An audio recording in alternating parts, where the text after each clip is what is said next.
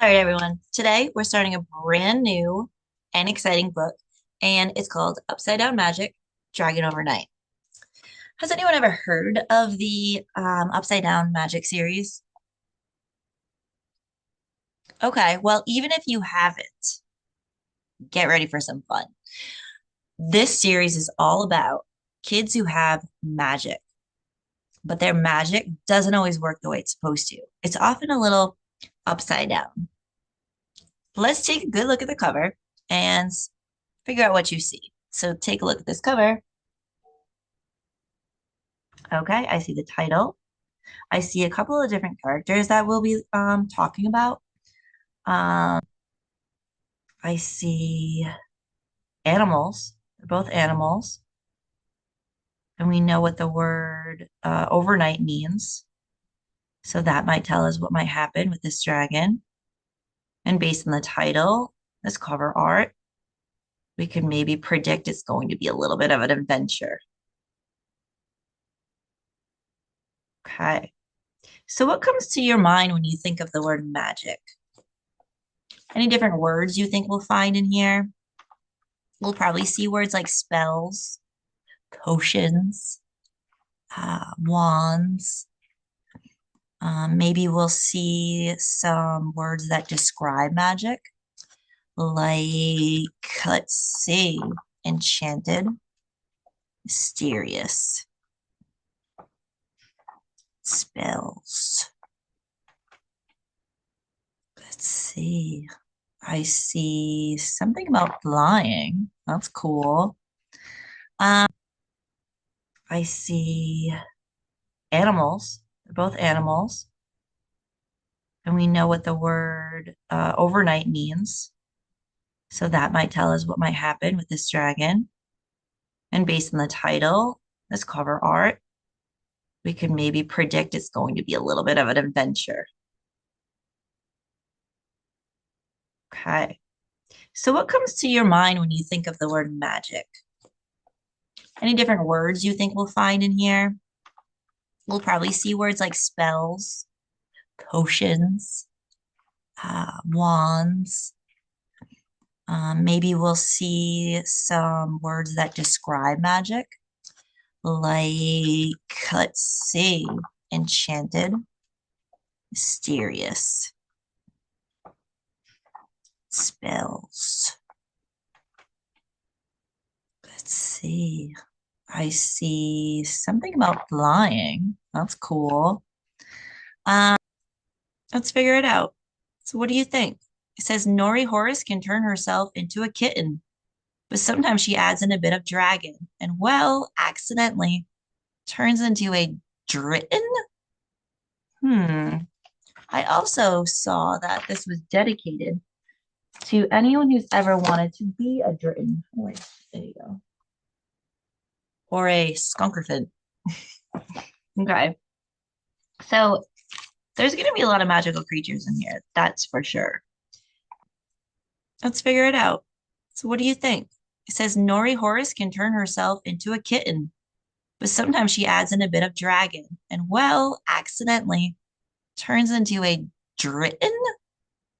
Hmm. I also saw that this was dedicated to anyone who's ever wanted to be a dritten. Oh, wait, there you go. Or a skunkerfant. Okay. So there's going to be a lot of magical creatures in here. That's for sure. Um, do you know any magical creatures? What special abilities or powers do they have? Do you know? And I could see there's three authors up here too. Sarah Milnowski, Lauren Miracle, and Emily Jenkins. So there's three authors on here. Okay. Well, let's get into it. So Upside Down Magic, Dragon Overnight. Chapter 1. Zamboozle. No school for 3 days. Nori Horace bounced and flung her arms over her head. It was a crisp November morning. She had her favorite purple rain boots on, even though it wasn't raining. Her poofy hair was squashed beneath the knitted cap. The Dunwhiddle Magic School parking lot was full of families dropping off their kids. Duffel bags and backpacks were piled by the cheerful blue field trip bus. Aunt Margot hugged Nori goodbye. Nori's aunt was sturdy, pale-skinned, and practical, whereas Nori was wiry, dark-skinned, and lively. It's a school trip, Aunt Margot said. That's still school. Not to me. Nori wiggled out of the hug and started bouncing again. No math, no poetry analysis, no interpretive dance. And we're going to see dragons. Not just see them, take care of them, added Marigold Ramos. Marigold was one of Nori's school friends, but not a best friend. She had long dark hair and a leather jacket, woolly yellow gloves, and a warm smile. Do you think we'll get to feed them? Nori asked. Or pet them, or ride them, or cut their toenails? Did she just say cut their toenails? I wouldn't mind cutting some dragon toenails. Really, I wouldn't. The dragons don't need manicures. They need rehabilitation, said Aunt Margot. They're in Dragon Haven because they're injured and can't survive in the wild. I know, said Nori, but some will get better and return to their natural habitat, right? Aunt Margot nodded. Yes, and others will live in the wildlife center for good. Do you think we could walk them on leashes? Asked Marigold. Just the little ones, I mean, not the big ones. Aunt Margot shook her head, laughing. I should go. I have a client. She hugged Nori once more. I'm going to miss you. Nori grinned. I'll be too busy petting dragons to be homesick. Just don't bring any of them home with you. They're cute when they're little, but they take up a lot of room when they're older. With one last smile, Aunt Margot wrapped her scarf around her neck, tilted herself into flying position, and took off to pick up the latest passenger for her flying taxi service. Flying was one of the 5 types of typical magic. Then there were flares, fluxers, fuzzies, and flickers. Flyers flew. Flares worked with fire and heat. Fluxers could turn themselves into animals. Fuzzies could talk to and connect with animals. Flickers can turn invisible and make other things invisible. But not everybody had typical magic that could be neatly described by a word starting with F. Nori didn't, and neither did Marigold. Marigold shrank things and couldn't make them big again. Nori was an upside down fluxer. And if you remember fluxer, do you remember what a fluxer was? I'm going to look back. Fluxers can turn themselves into animals. So Nori didn't. She was an upside down fluxer. Okay, let's hear more about this. When Nori had turned 10, her magic had bubbled up, like everyone's did. But her magic had turned out to be unusual. She didn't flux into everyday animals like kittens, dogs, and goats. Instead, she turned into mixed up animals. A puppy with squid legs, for example, which is obviously called a squippy, or a kitten mixed with a dragon, which is a dritten. Nori's father, Dr. Stone Horace, was the headmaster of a fancy private magic school called Sage Academy. It was one of the best schools in the country. Nori's older brother and sister went there, but Nori had flunked the Sage Academy admissions test.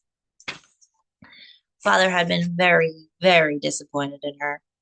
That was why he had sent her to live with Aunt Margot. Aunt Margot lived near Dunwhiddle Magic School, a public school where an experimental upside-down magic class had just started up. Nori was enrolled there. Nori's teacher, Mrs. Starr, turned out to be awesome.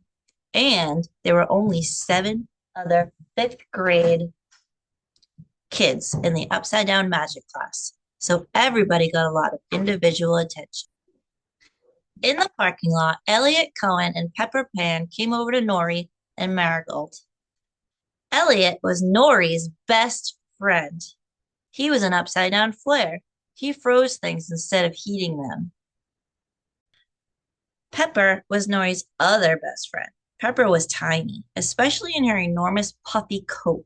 She had come to see them off since she wasn't going on the trip.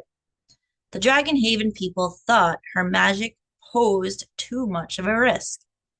Pepper was a fierce, which is a rare kind of upside down fuzzy. If a typical fuzzy met a scurry of squirrels, her animal magic would get them eating peanuts out of her hand in no time. But instead of charming animals, Pepper frightened them. Squirrels squinted their tiny eyes and ran away. Hedgehogs dove into holes. Chickadees pooped in terror. I still can't believe you're not coming, Nori said. I just can't, Pepper said. If I fierced an injured dragon, it could hurt itself more. If I fierced a flying dragon, it could escape. Nori pouted. I know, but it's so unfair. Pepper shrugged. Anyway, I get the days off from school. Have double fun for me, all right? Pepper gave Nori such a quick hug that Nori didn't have time to hug her back. Then she was gone. Nori, Marigold, and Elliot were silent and solemn for a moment. Then Nori forced herself to look at the bright side. Do you think we'll get to stay up super late? She asked her friends. The boys' cabin is planning ghost stories one night, said Elliot, nodding. We'll get to see Miss Star in her pajamas, Nori said to Marigold. What kind do you think she wears? Hot pink, said Elliot. Candy apple red, said Marigold. Miss Star always wore bright colors. Here she came now in blue jeans, bright green sneakers, and an electric orange jacket that looked great against her dark skin. Above her floated Andre Padillo on a leash. Andre was an upside down flyer. Like typical flyers, he could fly, but he went a lot higher than the other flyers his age. The upside down part was that he couldn't stop flying at all. Half the time, Andre wore a backpack full of bricks to make sure he didn't float off into the sky. Right now, his brick pack was being carried by Nurse Riley, the school nurse, who was coming on the field trip as a second chaperone. Today was the first time Nori had seen him out of his scrubs. He wore cargo pants and a brown woolly sweater. He looked tough, Nori thought, like a mountain man instead of a tender-hearted goof who doled out cough drops and band-aids. Nurse Riley nodded at Miss Starr, heaved Andre's brick pack over his shoulder. He made it halfway to the luggage compartment of the bus before dropping the pack and bracing his hands against his legs. Wow, that's heavy, he muttered. We should help Nurse Riley load the bags, Nori declared. She, Marigold, and Elliot formed an assembly line, passing bags from one person to the next until they reached Nurse Riley. He arranged everything in the storage compartment under the bus. Sebastian joined them. As usual, he was dressed a little formally, as if he were going to a tea party instead of a wildlife refuge. He had pale skin and bright red cheeks, and he wore a cone around his head, the kind dogs wore after surgery. Sebastian was an upside down flicker. Typical flickers can make themselves or other things invisible. Sebastian, on the other hand, can see invisible things, like sound waves. Music was beautiful, he told the others, with intricate patterns. But big crowds and upset tempers hurt his eyes and gave him headaches. That's why he wore his cone when he was going to be on a noisy trip. It blocked out some, though not all, of the sound waves that bothered him. Finally, it was time to go. They had an entire school bus to themselves. Nori skipped to the last row and Elliot sat down beside her. She leaned back against the vinyl seat. Her stomach felt fizzy with excitement, and she wondered if it was possible for a person to feel her own eyes sparkling. She turned to her left. Hey, Elliot, are my eyes sparkling? Huh? Never mind, Nori said. She was sure they were. Okay, so in chapter one, we met several characters. We definitely met Nori and her friends. We met Marigold and Andre. Um, she also had a friend named Elliot and Pepper and Sebastian. So we are going to read chapter two. and we're going to get to know a little bit more about these characters. So, chapter 2. Hey! Andre called as his leash pulled against his wrist. He had been floating on his back, looking up at the lovely, boring, always there sky. Now he flipped over and his pulse rocketed. The doors of the bus were closed. Closed! Miss Starr, who held the other end of his leash, was in the bus. And the bus was moving. Hey! Andre yelped. The sound ripped out of him. The bus was picking up speed. Everyone down there had forgotten about him. He thought about the world that way now. Everyone else was down there. Ever since his upside down magic kicked in during fourth grade, the world had split into two. Up here, the sky, and down there, the ground. It would have been okay if he'd had company in the sky, but the typical flyers rarely bothered to talk to him. And none of his upside down magic friends could fly at all, unless you counted Nori when she had wings. The bus picked up speed as it crossed the school parking lot. Really, people? Andre thought. Really? Luckily, the speed and wind pushed him down until he was level with the windows of the bus. Sitting in the last row, he could see Nori smiling blissfully and doing weird things with her eyes. He rapped on the glass. Hey! Nori startled at the sound. She turned toward him and beamed. Andre! She called and waved. She actually waved. Andre scowled. Let me in. You guys forgot about me. Nori's brow furrowed, and then her mouth opened into a big, perfect O. She dashed up the aisle. The brakes squealed. The bus came to such a hard stop that Andre was flung forward. Ow! He cried, rubbing his wrist where the leash had dug in. It was probably sprained. It was probably broken. It would probably drop off his arm like a dead fish, and Nori and the others wouldn't even notice. Would his dismembered dead fish hand float up like the rest of him? Or would it fall to the earth? Either was very bad, and Andre felt very unlucky. Miss Starr pushed through the doors of the bus and ran to him, the handle end of his leash around her own wrist. I'm so sorry, Andre. I got distracted by Sebastian.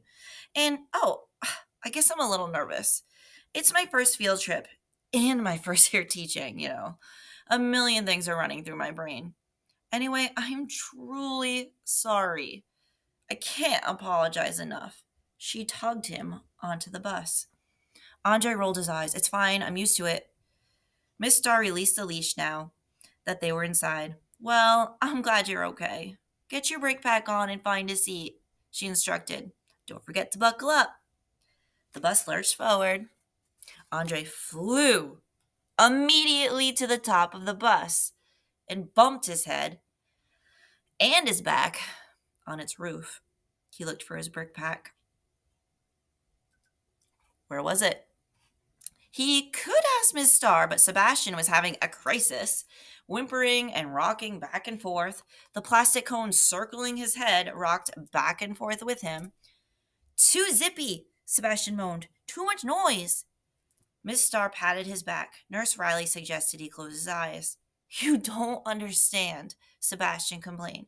Closing my eyes helps a little, but the light still leaks in. I can't believe I forgot to pack my blindfold. The vibrations of the bus engine, the grinding gears, they hurt. Miss Starr glanced at Nurse Riley for help. Does anyone have a scarf we can use for a blindfold? The cone isn't enough. The bus took a right out of the parking lot, and Andre made his way to the back of the vehicle. He really needed his brake pack. It would weigh him down and keep him in a seat. He looked and looked. Oh no, it wasn't there.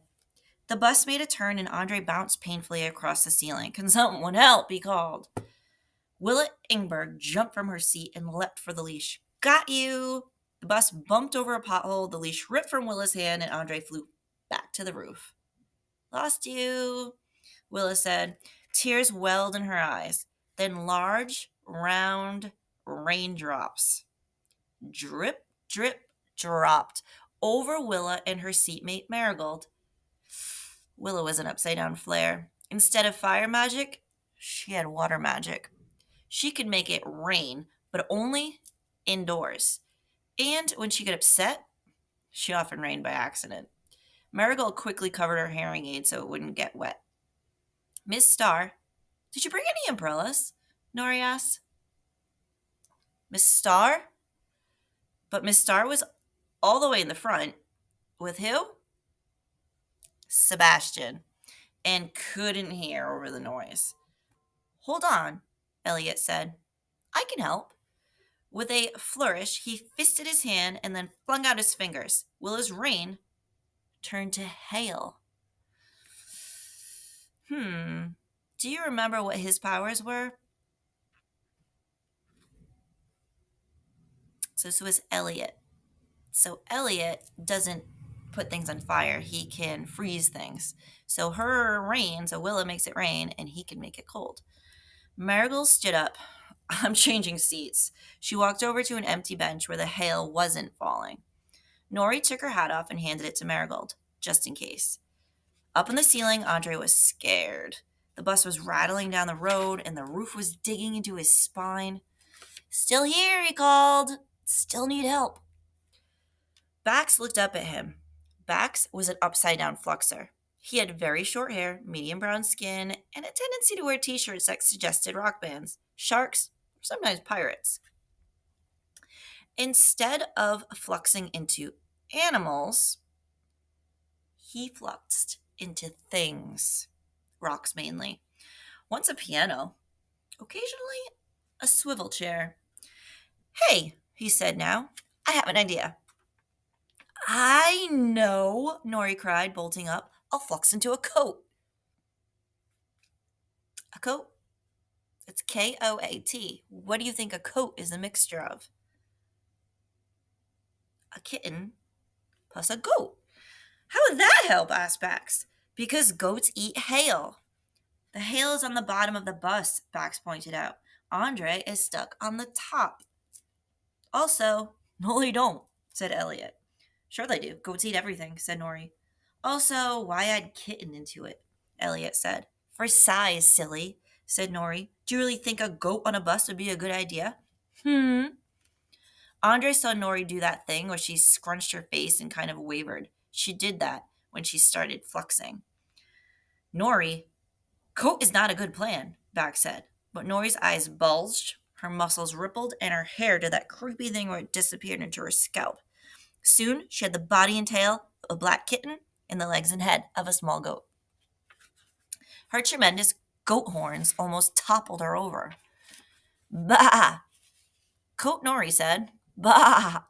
She chomped quickly through her seatbelt and wobbled toward the marble-like balls of hail that were rolling about on the floor of the bus. Bax clapped his hand to his forehead. Guys, Andre called. The bus was turning a corner and he was banging against the roof. Still need help. Coat Nori slipped. Her legs splayed in 4 different directions and she squealed. For the love of vegetables, Andre heard Bax mutter. Bax unbuckled, rose from his seat, and grabbed Andre's leash. Unlike Willa, he didn't let go. He hauled Andre down and pushed him into a seat. I'm going to flux now, Bax said. Sorry if this is a little weird. Suddenly, Bax was a rock. A very large rock. And he was on Andre's lap. Do you think that will help? Let's see. Relief! Andre was pinned to his seat. He could feel the tug of his magic wanting to lift him up, but he couldn't float away. Rock's Bax was holding him down. It was Rockbacks. Couldn't say it. Rockbacks was holding him down. Up at the front of the bus, Miss Starr had managed to settle down Sebastian at last. She'd taken off his head cone and wrapped Nurse Riley's woolly sweater around his head. Now, Sebastian rocked gently back and forth in his seat, his legs drawn up and his arms around his shins. Miss Starr turned now to the chaos behind her. Nori! Willa! What's happening back there? With a pop, Nori fluxed back into her girl self. She clambered to stand on her 2 human feet. holding onto the back of a bench. Nothing, Miss Star. All's good. Please sit down, Nori, said Miss Star, and fasten your seatbelt. Nori had chewed through her seatbelt, but she found a new place and obeyed. Willa, you seem to be raining, said Miss Star. A little, Willa said in a small voice. And Elliot, are you freezing the rain into hail? Kind of. Miss Star wiped her brow. Well, I suppose that makes sense. Go ahead and keep up the freezing until Willa gets calm. Elliot nodded. Miss Star encouraged Willa to breathe deeply and recite a poem that they all had memorized. It was about mermaids. By the third verse of the poem, the magic rain cloud vanished. Miss Star counted their heads. Her brow wrinkled. Where's Bax? Andre pointed to his lap. Ah, Miss Star nodded to herself. Okay then. Life with a bunch of wonkos is tough, Andre thought. There's so much to worry about. Nori tapped him on the arm. She leaned across the aisle and held out a box of Choco fire trucks. He took 2. Sorry about all that, she said. Are you okay?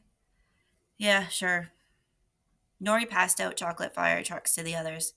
I'll save a couple for Bax, she whispered, patting rock Bax in Andre's lap.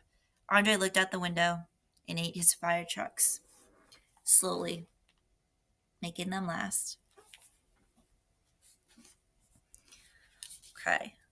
So next, we should take a look at all of the students that we have met that are in Miss Star's classroom and maybe try to think back of what kind of magic they have and what we think about them so far.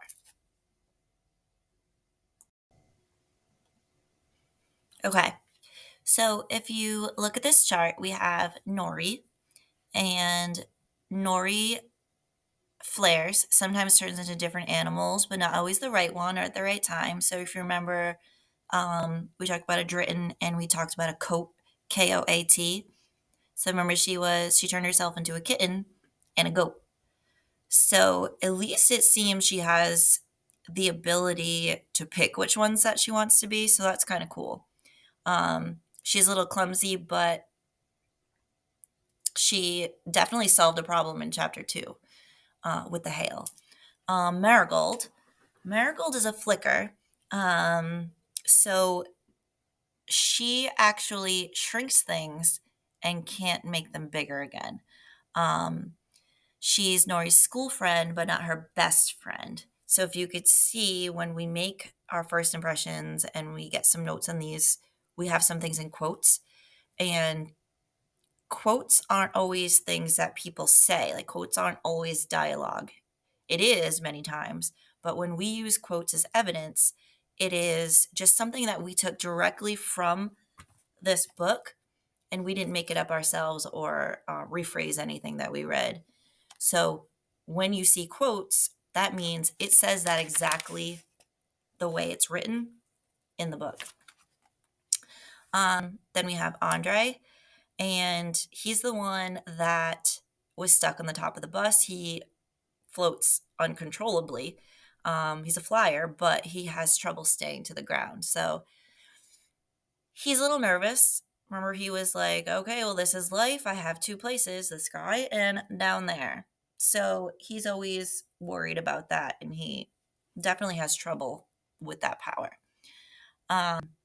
Elliot. Elliot is one of Nori's best friends, and we didn't guess that. It said it exactly like that. Elliot was Nori's best friend.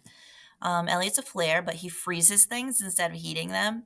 So that definitely came into play when they were on the bus and it was pouring, and he was able to make everything not get soaked because he was able to freeze it.